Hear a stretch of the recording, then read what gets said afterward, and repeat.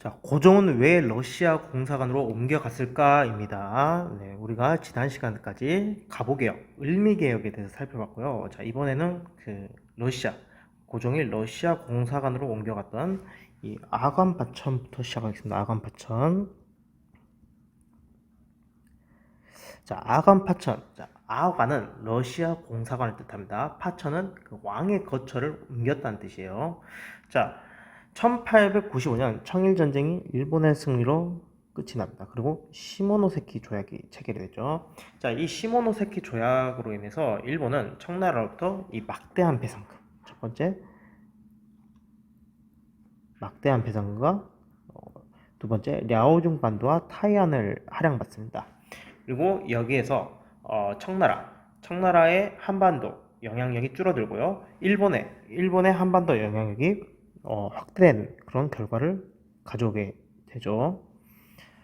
자, 그러다 보니까는 이 동아시아에서 세력 확대를 꾀하던 이 러시아가 있었습니다. 당시 이 러시아는 일본이 이 한반도 조선에서의 그 세력이 커지는 것을 너무나 두려워했습니다.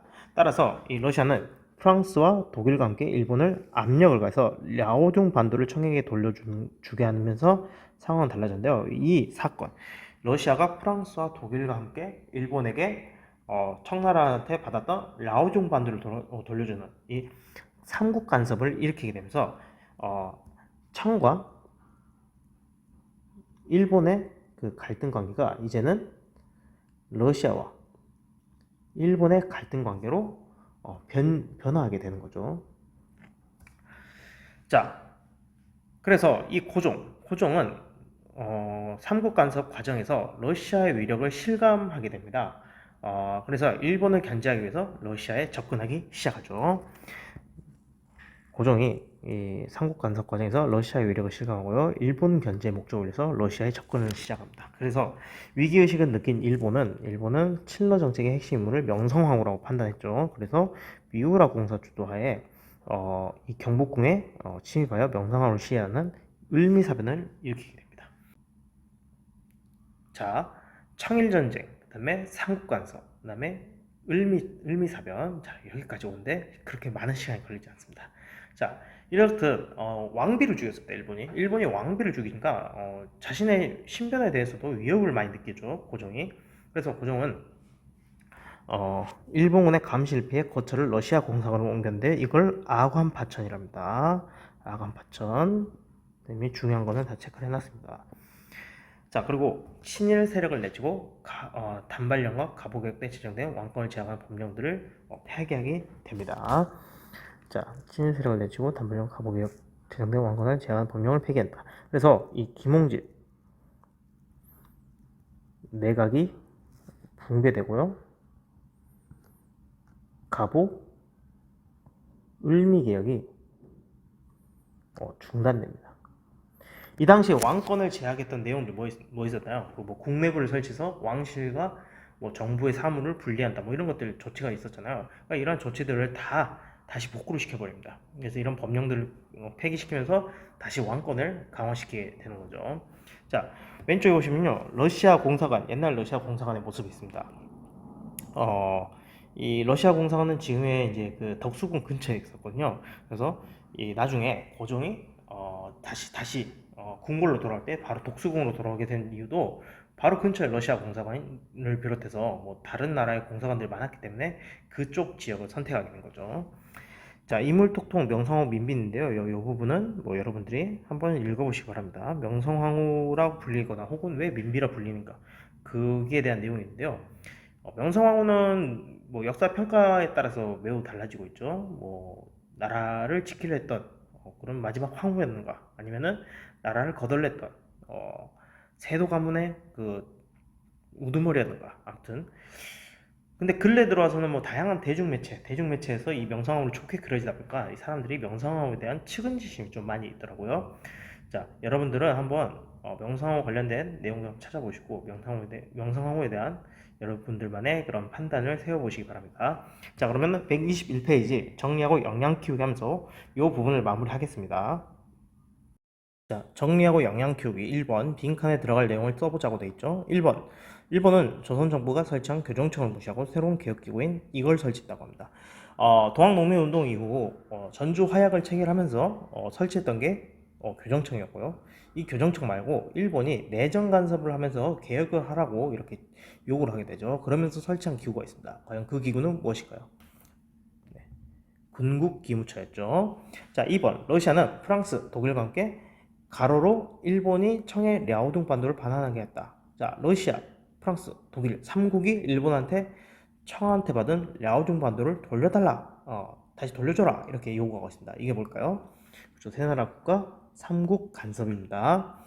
2번 고종은 을미사변 이후 거처를 러시아 공사관으로 옮기는 밑줄을 단행하였다.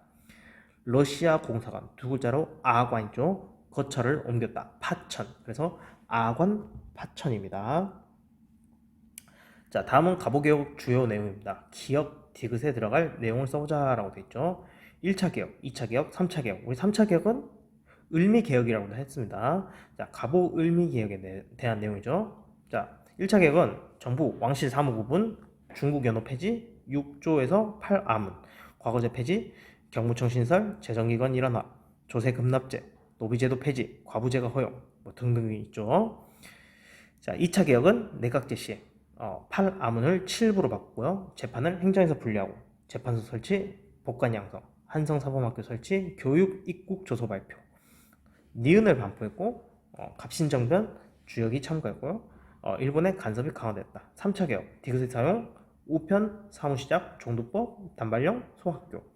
을미사변으로 일본 영향력을 확대하고요. 항일 의병운동이 발생했던 개혁이었죠. 자, 기업은 군국기무처죠. 군국기무처. 1차 개혁은 군국기무처 중심으로 했습니다. 그리고 2차 개혁은 군국기무처가 폐지가 되고 홍범 14조라는 개혁에 대한 방향을 나타낸 그런 조칙을 발표하면서 이 개혁을 추진하죠. 자, 디귿은 태양력입니다. 태양력. 양력이라고도 해요. 양력. 음력이 폐지되고 태양력이 사용됩니다. 그래서 니은 디귿은 기억은 군국기무처, 니은은 홍범 14조, 디귿은 태양력입니다.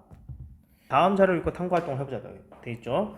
자, 오늘 11월 15일 대군주 폐하께서 내리신 조칙에서 지임이 신민에게 앞서 내모를 자르니 너희들은 지임의 뜻을 잘 본받아 만국과 나란히 서는 대업을 이루라 라고 하셨으니 지금 경장하는 때를 맞아 크게 분발하신 조칙을 엎드려 읽어보니 무릇 우리 대조선국 신민인 자가 누가 가문파지 아니하면 진작하지 아니하오리오. 그래서 한마음으로 덕을 같이하여 경쟁하시는 폐하의 뜻을 받아들이기를 몹시 바랍니다 라고 되어 있습니다. 개국 504년 11월 15일 날 내무 대신 설이 내부 협판 6일준 이렇게 얘기했습니다. 자, 핑크에 들어갈 내용. 뭘 잘랐다고 합니다. 잘랐다고요. 뭘 잘랐습니까? 머리를 잘랐죠. 머리를. 그래서 핑크는 머리카락입니다. 머리카락. 자, 2번 개화파가 단발령을 통해 이루고자 하는 것은 무엇인지 위익을 찾아 밑줄을 꺼보자 라고 되어 있습니다. 혹은 만국과 나란히 서는 대업. 이미 밑줄이 꺼져 있네요. 자, 3번 당시 사람들의 입장에서 위 조칙에 반대하는 상소문을 작성해보자 라고 되어 있죠. 이거 단발령 실시와 관련된 내용인데 단발령을 반대하는 사람들은 어떤 주장을 했을까요? 그러니까 뭐 유교적인 관점에서 이야기를 하겠죠. 그래서 뭐 그 관점에서 여러분들이 좀 추측하시면 됩니다. 신체 발부는 수지 부모라 하였는데 어찌 부모가 주신 머리카락을 자르라고 하시나이까? 제 머리카락을 자르시라고는 차라리 제 머리부터 잘라 주시옵소서. 이렇게 유교적 관점에서 이 단발령을 반대했던 사람들이 있죠. 자, 여기까지 정량을 영양 키우고요. 수업은 여기서 끝이 아닙니다. 자, 우리 122페이지부터 다시 나가도록 하겠습니다.